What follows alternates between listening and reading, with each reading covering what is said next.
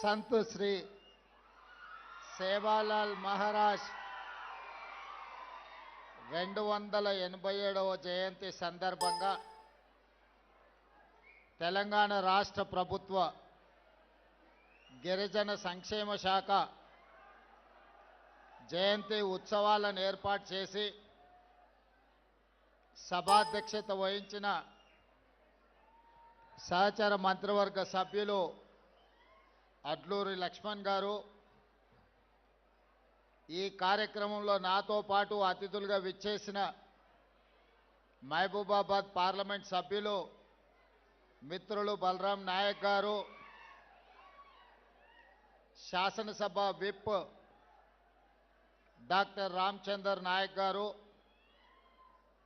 ఈ కార్యక్రమంలో పాల్గొన్న జగిత్యాల శాసనసభ్యులు డాక్టర్ సంజయ్ గారు, అదేవిధంగా కార్పొరేషన్ చైర్మన్ మిత్రులు బెల్లయ్య నాయక్ గారు,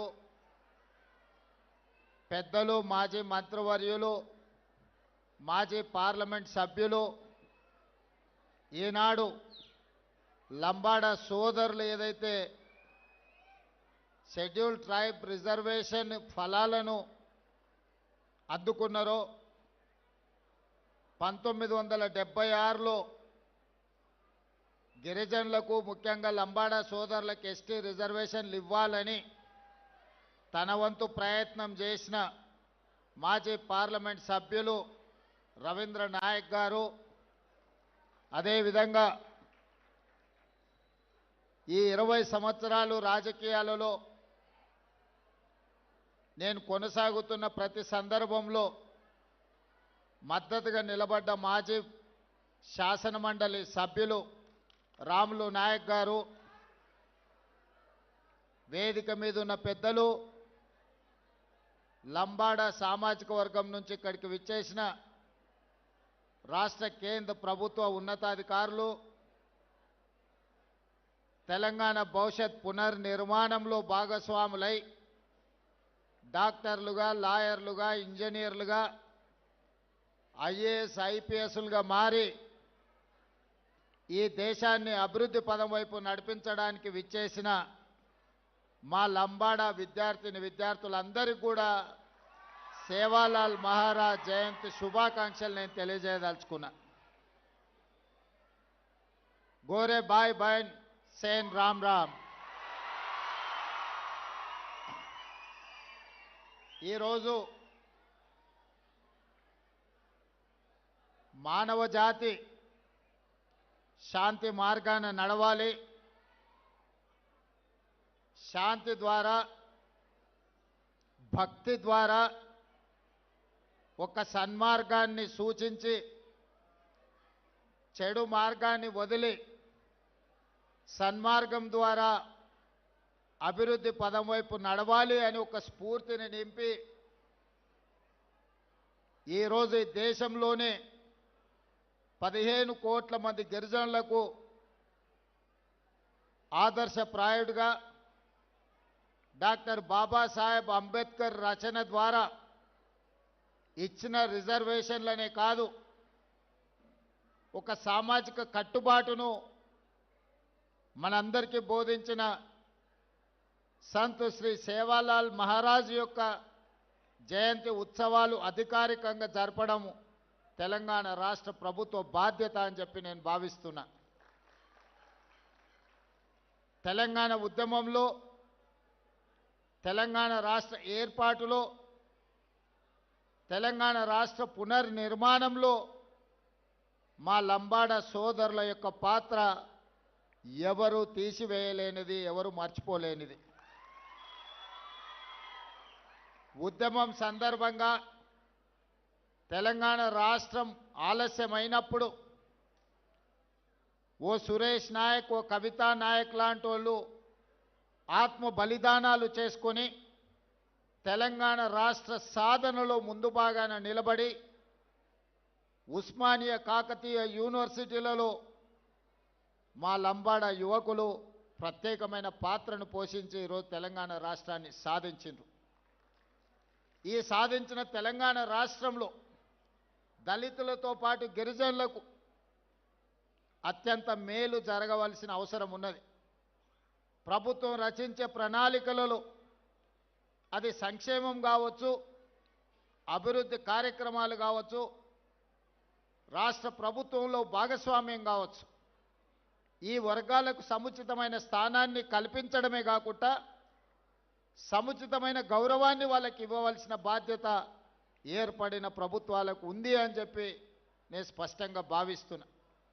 అందుకే మిత్రులారా, నేను బాధ్యత చేపట్టిన తర్వాత ఈ సందర్భంగా ఒక్క అంశాన్ని నేను ప్రస్తావించదలుచుకున్నా. 2006 సంవత్సరంలో మొట్టమొదటిసారి జిల్లా పరిషత్ ప్రాదేశిక మెంబర్గా మిడ్జిల్ మండలంలో నేను స్వతంత్ర అభ్యర్థిగా ఎన్నికల బరిలో దిగిన. మిడ్జిల్ మండలంలో అత్యధిక తండాలు ఉన్నాయి, గిరిజన జనాభా ఉంది. ఆనాడు డాక్టర్ వైఎస్ రాజశేఖర రెడ్డి గారి హవా జరుగుతున్నప్పుడు కూడా తండాలలో ఉండే యువకులు ఆ రోజు అండగా నిలబడి ప్రతి తండాకు నన్ను తీసుకెళ్లి పరిచయం చేసి మిడ్జిల్ మండలంలో మొట్టమొదటిసారి రాజకీయంగా జడ్పీటీసీగా నన్ను గెలిపించిన దాంట్లో గిరిజన సోదరులు, ముఖ్యంగా లంబాడ యువమిత్రులు అత్యంత క్రియాశీలక పాత్ర పోషించింది. 2006 సంవత్సరంలో సరిగ్గా 20 సంవత్సరాల క్రితం 2006 జూన్ జూలై అనుకుంటా ఆ మాసంలో మొట్టమొదటిసారి నేను ప్రజాప్రతినిధిగా ఎన్నికైనా. ఇది 2026 సంవత్సరం. 4 నెలల్లో నేను 20 సంవత్సరాలు ప్రజా జీవితాన్ని పూర్తి చేసుకోబోతున్నా. ఈ 20 సంవత్సరాల రాజకీయ ప్రస్థానంలో జడ్పీటీసీగా కావచ్చు, శాసన మండలి సభ్యుడిగా కావచ్చు, 2 సార్లు శాసనసభ్యుడిగా కావచ్చు, ఒకసారి పార్లమెంట్ సభ్యుడిగా కావచ్చు, కాంగ్రెస్ పార్టీ అధ్యక్షుడిగా, ఈనాడు తెలంగాణ రాష్ట్ర ముఖ్యమంత్రిగా ఈ 20 సంవత్సరాల సుదీర్ఘమైన రాజకీయ ప్రయాణంలో ప్రతి సందర్భంలో లంబాడ సోదరులు నాకు అండగా నిలబడ్డరు. ఈనాడు వివిధ వర్గాలతో పాటు లంబాడ సోదరులు అండగా నిలబడ్డారు కాబట్టి అది మిడ్జిల్ మండలమైనా, మహబూబ్ నగర్ జిల్లా స్థానిక సంస్థల ఎమ్మెల్సీగా అయినా, కొడంగల్ శాసనసభలో కొడంగల్లో ఎమ్మెల్యేగా అయినా గిరిజనులు, ముఖ్యంగా లంబాడ సోదరులు పూర్తి స్థాయిలో అండగా నిలబడ్డరు. ఈరోజు ఈ హోదాకు రావడంలో మీ వంతు సహాయము, మీ వంతు అండదండలు ఉన్నాయి. అందుకే ఈనాడు ఈ వేదిక మీద నుంచి మా మిత్రులు అడ్లూరు లక్ష్మణ్ గారికి నేను ఆదేశాలు ఇస్తున్నా. అదేవిధంగా స్పెషల్ చీఫ్ సెక్రటరీ సవ్యసాచ్ ఘోష్ గారికి నేను ఆదేశాలు ఇస్తున్నా. తెలంగాణ రాష్ట్రంలో ఉన్న అన్ని తండాలకు బీటీ రోడ్లు వెయ్యాలి అని నేను ఆదేశాలు ఇస్తున్నా. ఈనాడు మా లంబాడ యువకులు చైతన్యంతో వివిధ జిల్లాలు, వివిధ రాష్ట్రాలకు వెళ్ళి వ్యాపారాల రూపంలో ఆర్థికంగా ఎదిగినరు. తండాలో ఉన్నవాళ్ళు సైకిల్ మోటార్లు కొనుక్కున్నారు, బయటకు వచ్చిన వాళ్ళు కార్లు కొనుక్కున్నారు. సొంత ఊరికి వెళ్ళాలి అని అంటే వాళ్ళ తండాకి వెళ్ళాలి, తండలో ఉండే వాళ్ళ దాయాదులను కలవాలి అని అంటే వాళ్ళు కొనుక్కున్న సైకిల్ మోటార్ అయినా కార్ అయినా ఆ తండాలకు వెళ్ళలేని పరిస్థితి. వాళ్ళు బయట ఎంత గొప్పగా రాణించినా సొంత ఊరికెళ్ళి సొంత వాళ్ళని కలవాలనుకున్నప్పుడు రహదారులు లేని పరిస్థితి ఈరోజు మన రాష్ట్రంలో ఉంది.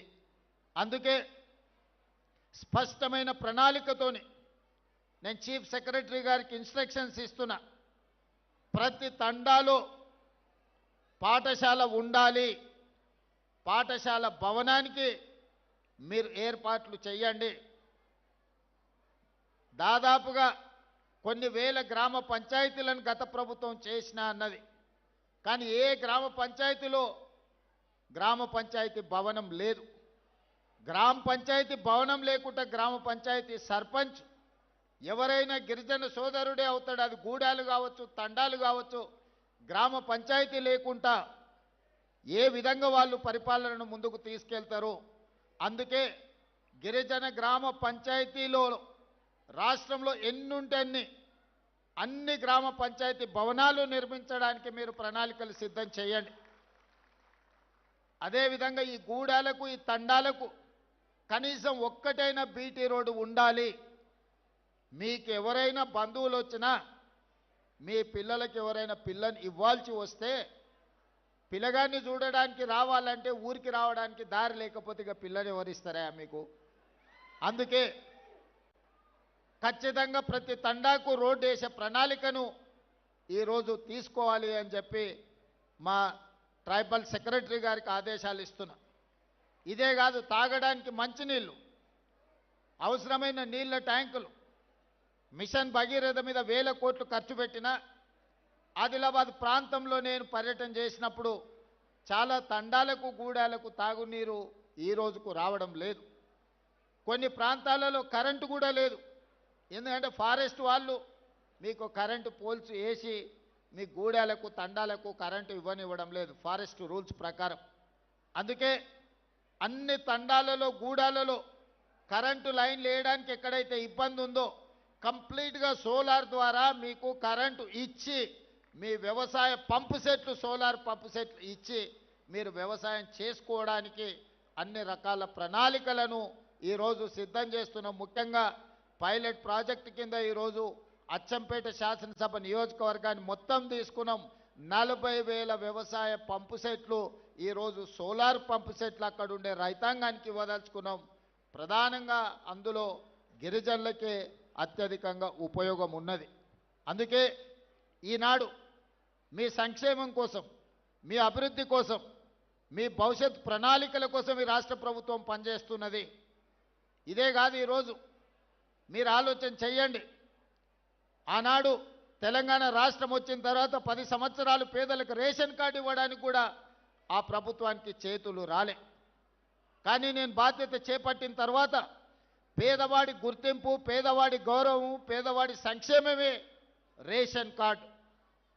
ఆ గుర్తింపు, గౌరవం, సంక్షేమం ఇవ్వాల్సింది ప్రాథమిక బాధ్యత రాష్ట్ర ప్రభుత్వానిదే. అందుకే లక్షలాది రేషన్ కార్డులు పేదవాళ్లకు అందించిన చరిత్ర, అందులో ముఖ్యంగా లంబాడ సోదరులకి అత్యధికంగా ఈరోజు రేషన్ కార్డులు అందుకునే విధంగా ప్రణాళికలు సిద్ధం చేసి వాళ్ళకి ఇచ్చినాం. రేషన్ కార్డు ఇచ్చి వదిలేయలే. ఇంతకుముందు మా బలరాం నాయక్ గారు చెప్పినట్టు ఆనాడు దొడ్డు బియ్యం ఇచ్చేది. దొడ్డు బియ్యం ఇస్తే మా లంబాడ సోదరులు తీసుకెళ్ళి బర్లకు దాన పెట్టేది. ఎన్నడూ వాళ్ళు తిన్న సందర్భమే లేదు. లేకపోతే రేషన్ షాపోడే బయట నుంచి బయటనే అమ్ముకునేటోడు. అందుకే ఈ విధంగా మాఫియాగా మారి మిల్లర్లు, దళారులు దోసుకుంటున్నారు. పేదవాడు ఆత్మ గౌరవంతో బతకాలి అని అంటే సన్న బియ్యం ఇవ్వాలి అని ఈరోజు తెలంగాణ రాష్ట్రంలో 3,17,00,000 మంది పేదలకు సన్న బియ్యం ప్రతి మనిషికి 6 కిలోల బియ్యం ఇస్తున్నాము. ఈరోజు పెద్దలు తినడమే కాకుండా వాళ్ళ సంటి పిల్లలకు కూడా ఈ సన్న బియ్యం వండి ఈరోజు ఆ పిల్లలకు భోజనం పెడుతున్నారు. నేను ఒక గిరిజనుడి ఇంటికి భద్రాచలంలో వెళ్ళి స్వయంగా బియ్యంతో వండితే ఎట్లా ఉంటుందో ఆ గిరిజనుల ఇంట్లో కూర్చొని నేను భోజనం చేసి వచ్చిన. ఎందుకంటే మనం ఇస్తున్న బియ్యం సరైన విధంగా ఉన్నాయా లేవా అని. ఈడ ఇంతమంది మా గిరిజన సోదరులు ఉన్నారు. 90% మీకు అందరికీ సన్న బియ్యం వస్తున్నాయని నేను భావిస్తున్నా. ఈరోజు అందరూ సన్న బియ్యం తింటున్నారు. దీనివల్ల 2 ప్రయోజనాలు. రాష్ట్ర ప్రభుత్వం మీకు సన్న బియ్యం ఇవ్వడం వల్ల సన్న బియ్యం రావడమే కాదు, అంతకుముందు సన్న బియ్యం 60 రూపాయల కేజీ ఉండే మార్కెట్లో ఇవాళ 45 రూపాయలకు తగ్గింది. ఎవరైనా కొనుక్కోవాలన్నా కూడా ధర తగ్గి ఈరోజు పేదలకు సన్న బియ్యం కూడా అందుబాటులోకి వచ్చినాయి.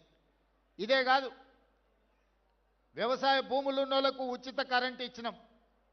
నేను పాదయాత్రకు పోయినప్పుడు పేదలు మా దగ్గరకు వచ్చారు. పట్టణ ప్రాంతాలలో ఉన్న పేదలు నా దగ్గరకు వచ్చి చెప్పినారు, భూమి ఉన్నవాడికే ఉచిత కరెంట్ ఇస్తున్నావు, మరి మేము పేదవాళ్ళం మా ఇంటికి బిల్లులు కడుతున్నాం కదా అని. అందుకే ఈనాడు పేదవాడికి కూడా 200 యూనిట్లు ఉచిత కరెంటు ఇవ్వాలి అని ఈరోజు రాష్ట్ర ప్రభుత్వం తీసుకొని 2 సంవత్సరాల నుంచి అమలు చేస్తే 51 లక్షల పేదల కుటుంబాలు ఈరోజు 200 యూనిట్ల ఉచిత విద్యుత్తును ఈరోజు వాడుకుంటున్నాయి. ఇక్కడున్న చాలామంది గిరిజన కుటుంబాలు, లంబాడ కుటుంబాలు, దళిత కుటుంబాలు ఈరోజు 200 యూనిట్ల ఉచిత విద్యుత్తును గ్రామాలలోనే కాదు పట్టణాలలో కూడా ఇవాళ మీ కరెంటు బిల్లులు మిగులుతున్నాయి. ఈరోజు ఈ విధంగా పేదలకు, ముఖ్యంగా మా ఆడపడుచులకు, గతంలో అమ్మగారింటికి వెళ్ళాలన్నా, అమ్మవారిని దర్శించుకోవాలన్నా ఇంటాయనను లేకపోతే కన్న కొడుకు దగ్గర చేయి ఆపే పరిస్థితి.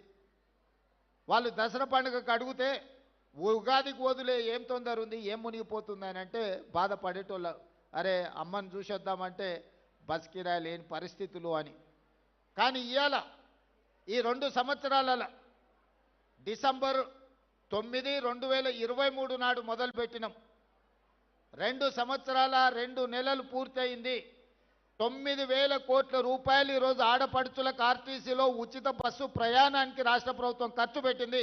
ఇక్కడ ఉన్న మా ఆడపడుచులందరూ, మీరు ఉద్యోగులు కావచ్చు, విద్యార్థులు కావచ్చు, లేదా సామాన్యమైన మహిళా గృహిణులు కావచ్చు, ఎక్కడైనా ఎప్పుడైనా ఎవరైనా ₹1 బస్ కిరాయి మిమ్మల్ని అడిగినరా? ప్రారంభించిన రోజు నేను చెప్పిన, నేను ఎక్కడికో వెళ్తే ఒక అక్క వచ్చి అయ్యా బస్ ఎక్కితే కిరాయి అడిగితే ఏం చేయాలని. ఏం లేదమ్మా, నా ఫోటో జేబులో పెట్టుకో, సూపి మా తమ్ముడు పట్నంలో ఉంటాడు, కిరాయి పైసలు ఆయన ఇస్తాడు తెచ్చుకోపో అని. ఏడ కూడా మీరు చెయ్యి అడ్డం పెట్టే బస్సు ఆపుతున్నారు, మీ దిగుతున్న కాడ దించుతున్నారు.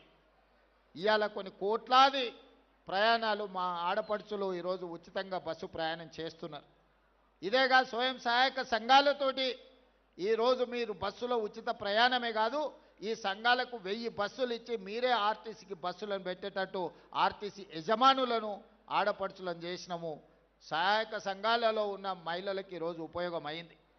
సోలార్ బిజినెస్ అంటే, సోలార్ విద్యుత్ ఉత్పత్తి అంటే ఒకప్పుడు అదానీ అంబానీల గురించి చర్చించేది. ఈరోజు తెలంగాణలో ఉన్న ఆడపడుచులకు 1000 మెగావాట్ల సోలార్ విద్యుత్ ఉత్పత్తి చేసే వ్యాపారాన్ని ఈరోజు ఆడపడుచులకు అందించినాం. అందులో గిరిజనులకు ప్రధానంగా ప్రయోజనం జరిగింది. ఇదే కాదు, హైటెక్ సిటీ అంటే ఇన్ఫోసిసో, మైక్రోసాఫ్టో, విప్రోనో ఇంకో పెద్ద పెద్ద సాఫ్ట్వేర్ కంపెనీలు అనుకున్నారు.